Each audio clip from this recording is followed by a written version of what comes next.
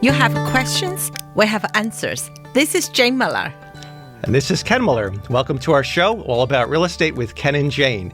Today, Jane, we're going to continue talking about the data issued by the National Association of Realtors, known as the NAR, that covered the period of June 2020 through June of 2021. We started this last week, and let's just recap real quickly for the benefit of the listeners that didn't catch last week's show, what it is. We're not going to go into as much detail as to what we covered. They can, check out the show if they want to hear all the details.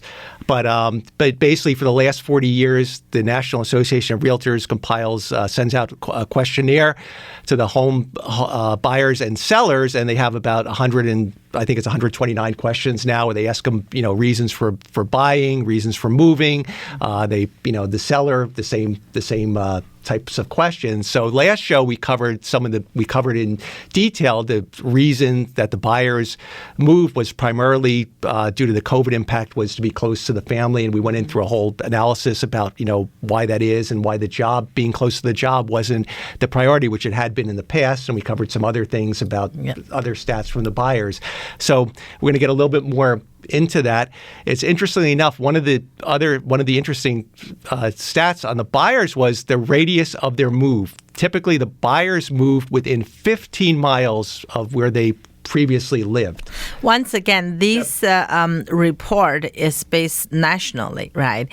In our experience, I think it's a little more. Not too much more, because every time, right, when we have offers, you will see typically listing during the 2020 to 2021, you have multiple offer on each house, and you can see the address, right? And the people who made the offer and plus the winner, right? The new owner. Right. So you can see most of our clients is from a lot from New York and a lot from upstate New Jersey.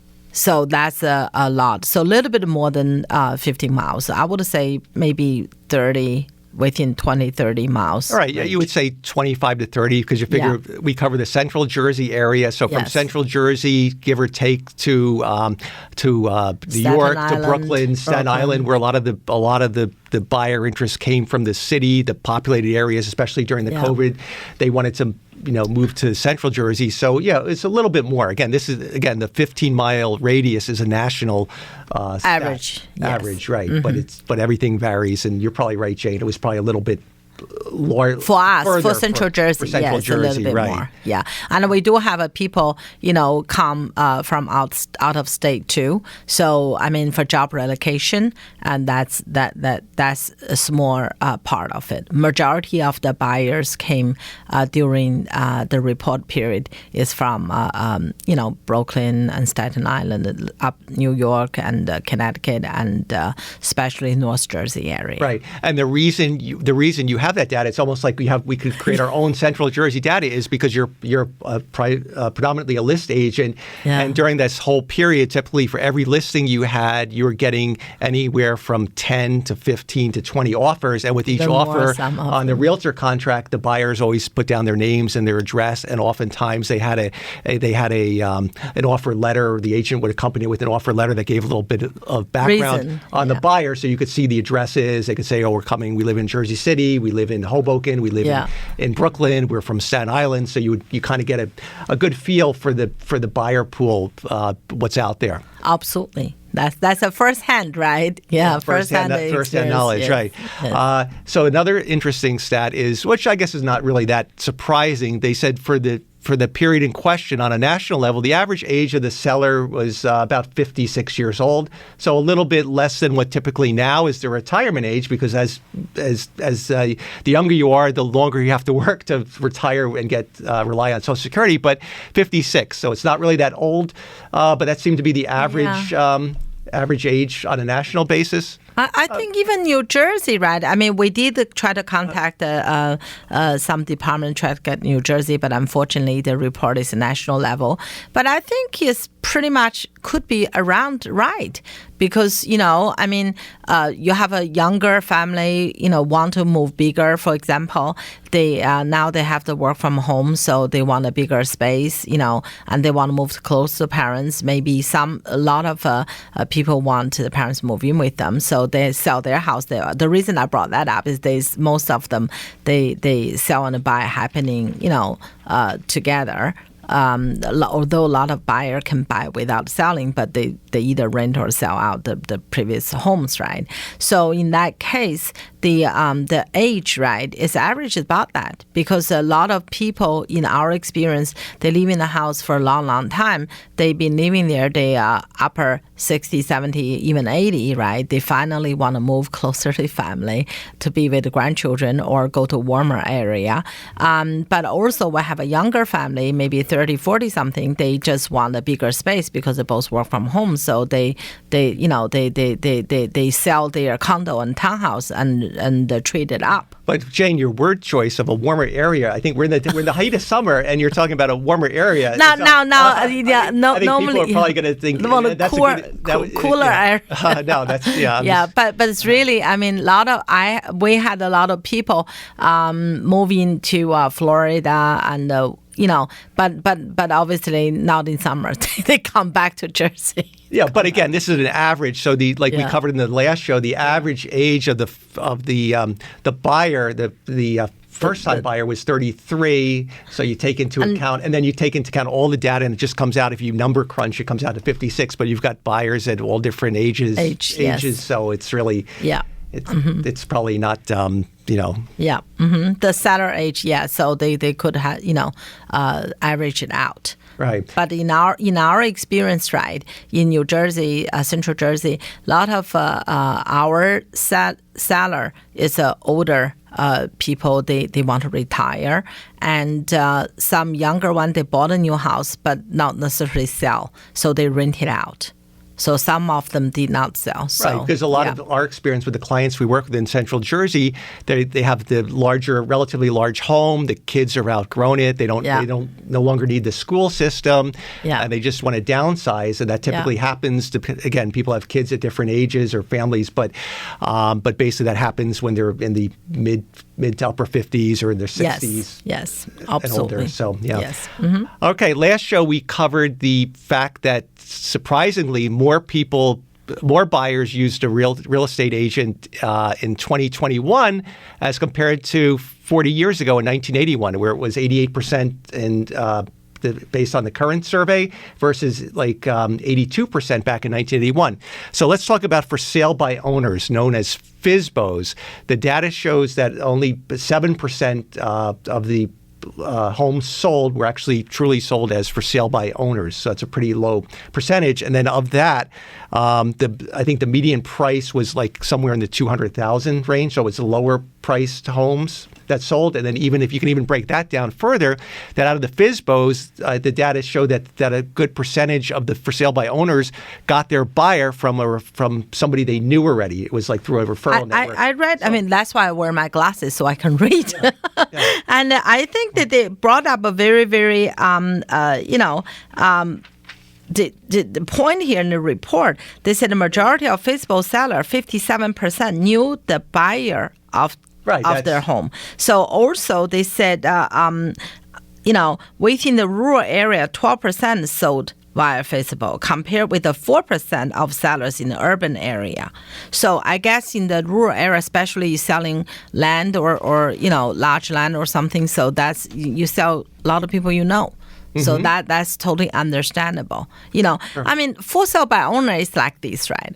People ask me, why can't I sell myself instead of hire you? So that's question come from time to time. First of all, you can sell yourself. No doubt. Just like you can change the car oil yourself too.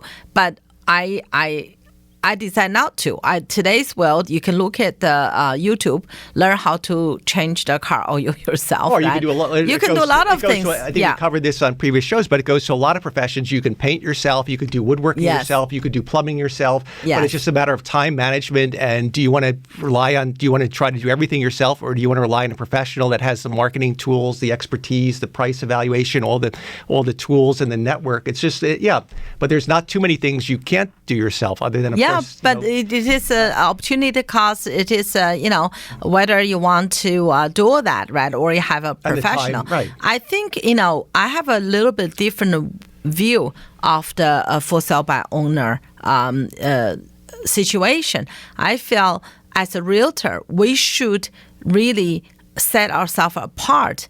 And the homeowner just want to sell their home, let's face it. Regardless, they want to hire an agent or sell themselves. Their goal is to sell themselves.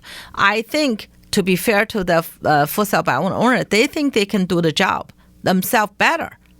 Just like, if you think the cleaning service, you didn't like to use chemical, you would rather clean yourself, right? Same thing here. So as an agent ourselves, we should continue improve our skills and the knowledge to helping the owner.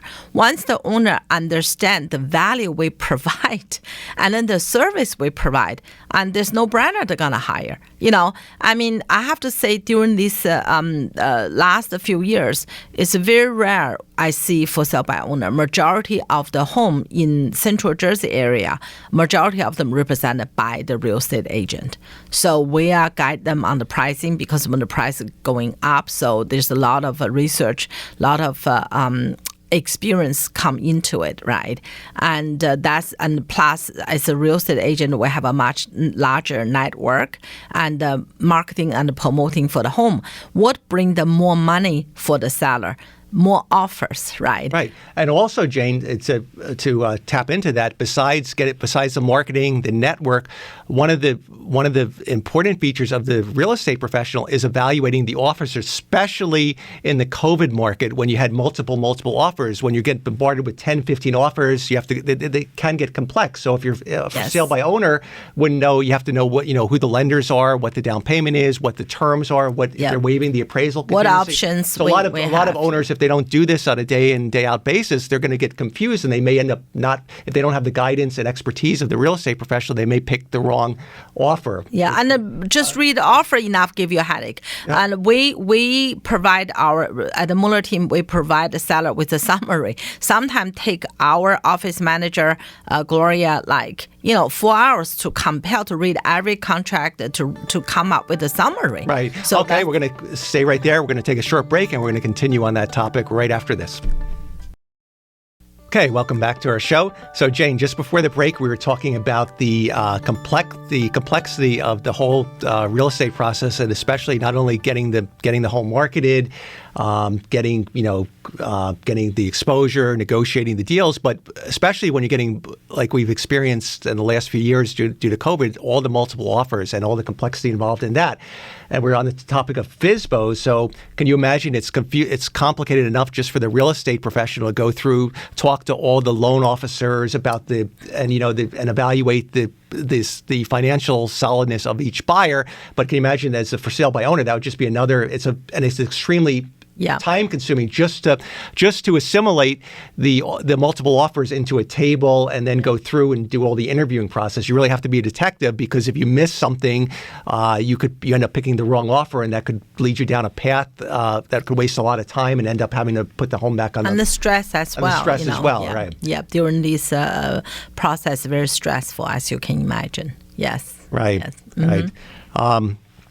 So on that, now we're going to talk about the pricing, and again, this statistic is probably not going to shock anybody. But during that year, on the national average, about 60% of the buyers paid at or above asking price. I think specifically it was 31% at asking price and 29% over. So if my math is correct, 31 and 29 in total it was. So I would just say 60% were at or above asking, which is again not. I have to say, in this one, I was a little bit disgraced for our market.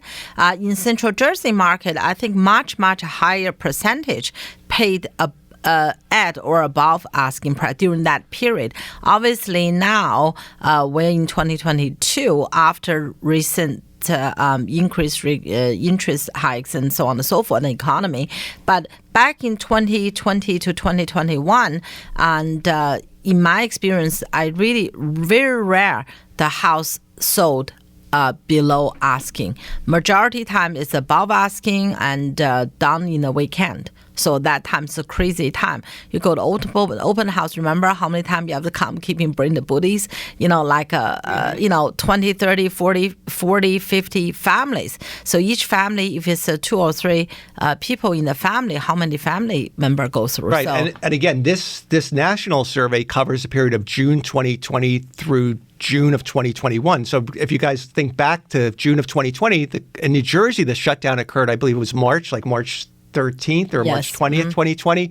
So starting with this data that starts in June of 2020, we were just in the start and really the height of the shutdown. Yes. And I just remember that summer in particular, you could see it was a hot summer. There were long lines. And like you said, they were going through endless supplies of masks and shoe covers and things. And the offers, it seems like almost every closing that occurred in that period came in at or above asking price. But again, this is national data. So there are some areas maybe where the homes and the conditions were not as desirable. Also, they may not have a shutdown, so they may have a different. The whole U.S. have a different stage. Every state go through their own stages. But in Central Jersey, I think the percentage should be much higher, much higher. Yeah, very rare during that period of time we had a home didn't sell over asking. Yes. Right.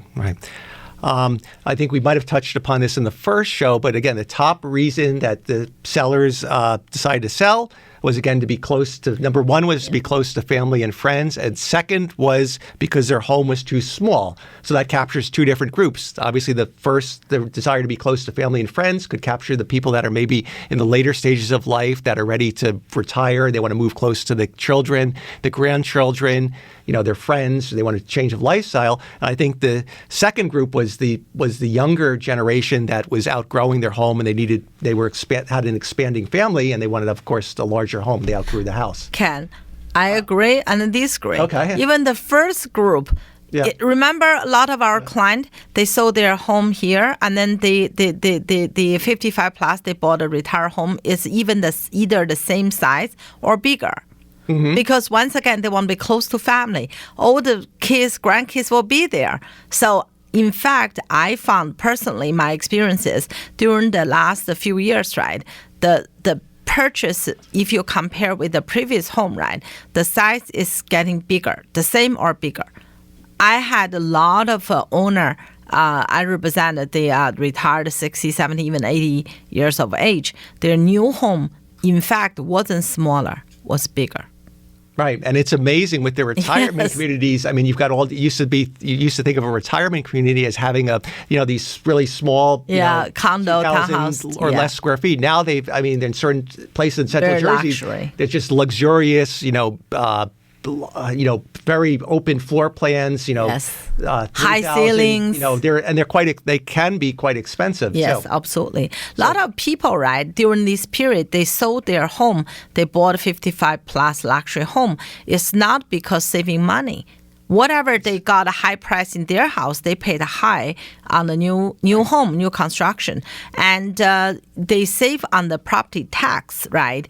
But the new 55 plus community, the maintenance fee and HOA fee, service fee is pretty high. So basically, the cost perspective is wash. They just change the lifestyle. Right. And they don't want to give up the New Jersey or the Central Jersey-based home because of, like we said, they want to be close to family, close to friends. So the people that can afford it, we've seen a lot of our seller pool would have the place in Central Jersey, the retirement, the luxurious adult community, and also maintain a place in the Carolinas or Florida. But they still want that presence in the Central Jersey because they still have their kids and grandkids. So they want to be rooted. So I think the data shows. So the reason for selling, I think we can, based on our personal experiences, we can relate to that. Absolutely, that's definitely the trend. Yeah, not downsizing. Now they just change lifestyle. It's really either the same size or bigger. So it's just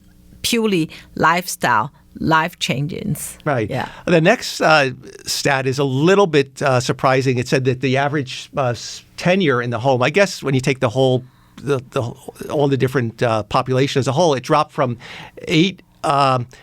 It dropped to 8 years from 10 years, meaning the average amount of time that the seller spent in the home living there before they sold it was about 8 years. I think that's understandable because that's all come to the purchase power, right? I mean, people buy a condo, townhouse, or smaller home, and the career go up, the income, the household getting bigger, so they need come to shorter period of time, they're going to buy another house. And a lot of time, I think the young people today, the people today compared with our age or even older, is different. They want things instantly. They want, if they want to change, they make a change, move faster. For us, we take too long to think, to act. But for the young people, they like it, they buy it, that's it. They can afford it. That's most importantly. The wealth growth in the recent decades is definitely helped for this, life-changing housing and event. Yes. Mm-hmm. Right. And now we're going to compare it back to 1981 again, because I have some interesting stats here. Back in 1981, 76% of the buyers bought a single-family home. And then the data for this period for 2021 shows that it was about 82% purchased a single-family home. So again, single-family homes are almost over 80%. Four out of every 5 buyers transactions involved a single-family home on a national basis. Mm-hmm. Yeah. In our personal experience, I feel the 20 to 21, the condo townhouse price didn't go up that much. That was a single family, have a lot of long lines. But later, 2021 to 2022, and then you see the jump in the demand and the price increase for the condo and townhouses.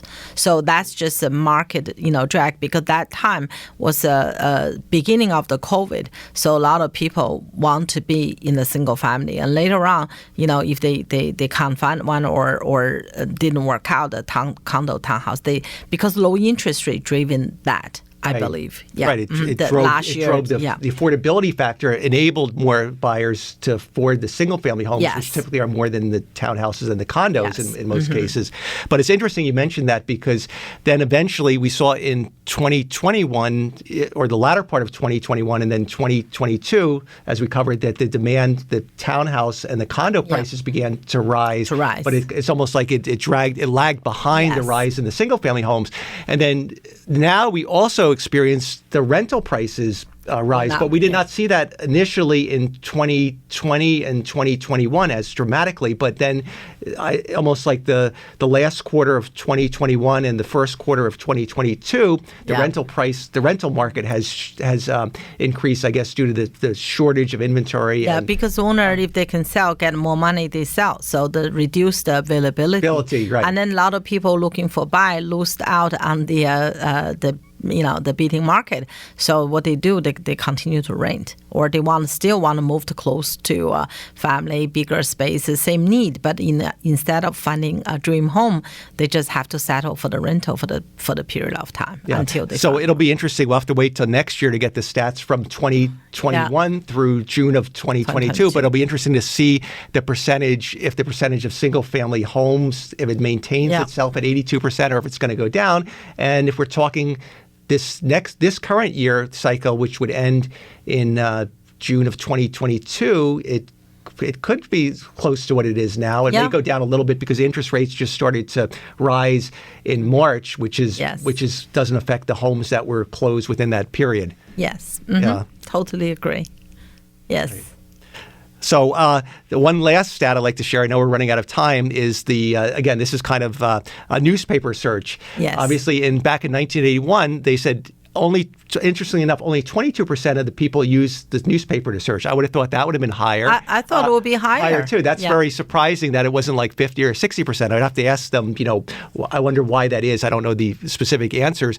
In 2021, the data shows that only, believe it or not, 7% of the people still use the newspaper. So there's still that generational people that still rely on the newspaper. It still has its place. Again, it's a very small percentage, but it is out there still. I think it's not only the age factor, the different language, because we always advertising in Chinese publications. So I mean, there are different language media out there. So that's I still have people from New York saw the advertising, the newspaper. That's right. That's right. We do it. We still advertise in target papers for target markets. So yes, it definitely has its place. Yep.